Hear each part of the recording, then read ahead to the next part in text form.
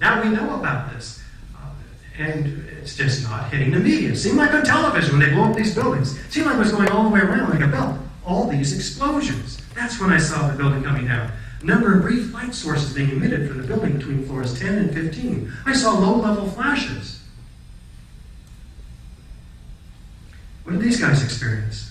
We saw it in floor by floor, it's like a popping out. It was like, was it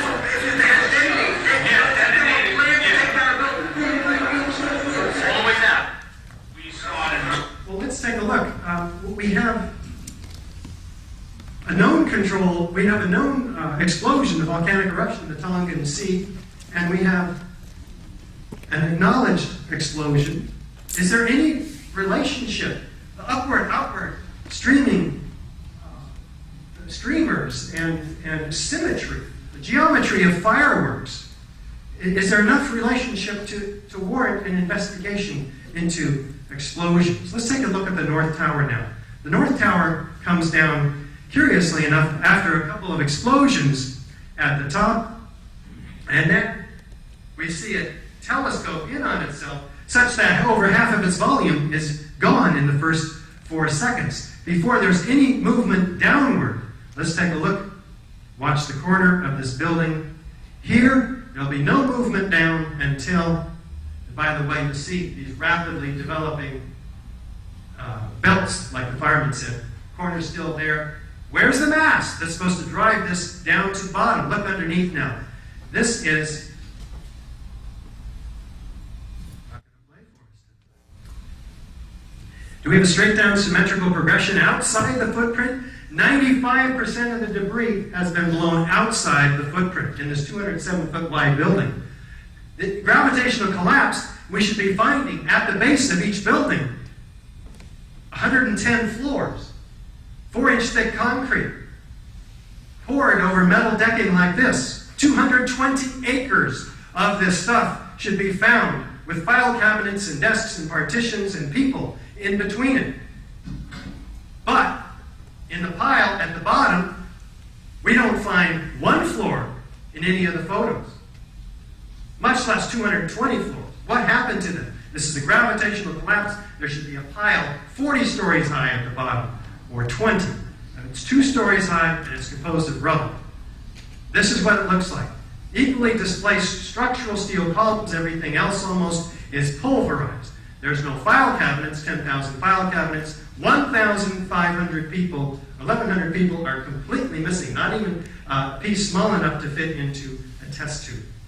That is the real problem for the official story. There are explosions going off 20, 40, 60 stories down below the canopy of destruction. NIST tells us these are puffs of air being produced by that pile driver. But what happens to that pile driver? It's gone. All the photos don't show it at all. After 4 seconds, it's gone. There's nothing tearing the building, pushing the building down. It's tearing itself apart at free fall acceleration almost. In the case of the North and South Tower, about 2/3 of free fall acceleration. And these are very violent, fast, ejecting squibs, these explosives. They're occurring at 160 to 200 feet per second. These are explosive speeds, propelled by explosive speeds. And we have also a near freefall acceleration. We're talking about 12 seconds. Galileo's this law of building falling bodies collapses down to the ground, depending on how you count it. Now, Mike, could you come up here and help me? Let's just do an experiment, because we have, the official story tells us that these blocks, these 15-story sections, fall at 12 seconds is just slightly faster than free fall. So we're going to hold up 2 15-story sections with a crane, and we're going to drop them. One over nothing but air, the other one over 80,000 tons of structural steel. Let's just do an experiment here. Mike, can you hold this for me? Let's see what happens. 3, 2, 1. Oh my God, it doesn't quite work the same.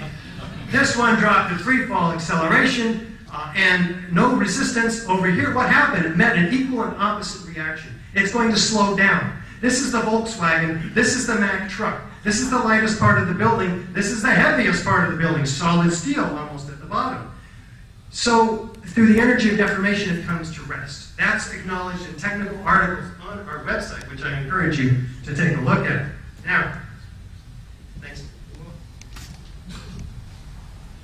There's no pile driver, though, pushing the rest of the building down.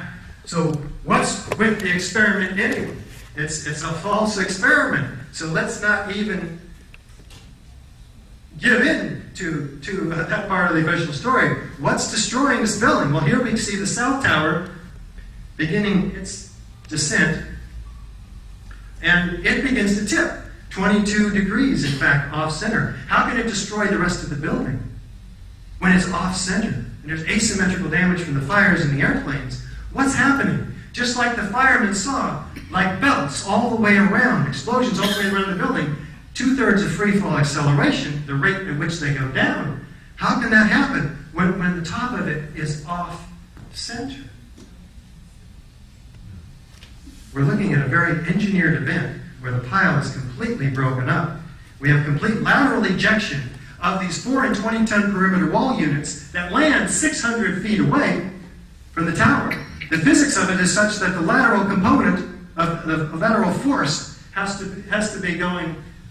They have to be traveling at least 50 miles an hour. In some cases, 70. We don't have any pancakes at the bottom of a pancaking collapse. Where are the floors? And we're looking for pancaking collapses in buildings that fall due to gravitational collapses or progressive plastic collapse, they say. And where's all the concrete? Governor Pataki says that he couldn't find any concrete. It simply made it all the way, these concrete clouds, all the way across the river. With just a snippet of this information, and the 30 structural engineers that have joined architects and engineers from 9/11 Truth, calling for a new investigation, including this gentleman who says the prevailing theory would have us believe that each of the Twin Towers inexplicably collapsed upon itself, crushing all 287 massive columns on each floor while maintaining a near free fall acceleration, as if the 100,000 or more tons of supporting structural steel framework didn't even exist. So let me ask you at this point, how many of us believe that the Twin Towers were brought down by jet plane impacts and fire, structural weakening at this point? We're just going to compare it to our last. You have to vote. This is the deal. Anybody? Go like this. 1 in the back, 2. How many did we have before, Tanya? 21. 21 before, 2 now. And this is only 30 minutes, and you haven't seen the 2-hour DVD? You're going to see the 2-hour DVD. How many are still unsure? Surely there's some people that are unsure. Let me count you real high. 1, 2, 3, 4, 5, 6, 7, 8, 9, 10, 11, 12, 13, 14, 15, 15. How many were there before? 41. 15 versus 41. So that's very helpful. Well, who else demands real answers about 9/11? All of these distinguished people at Patriots visit Patriots Question 9/11, including the former defense minister of West Germany, the former president of Italy, a key senator in Japan, the former defense minister of Canada, all calling for a new investigation.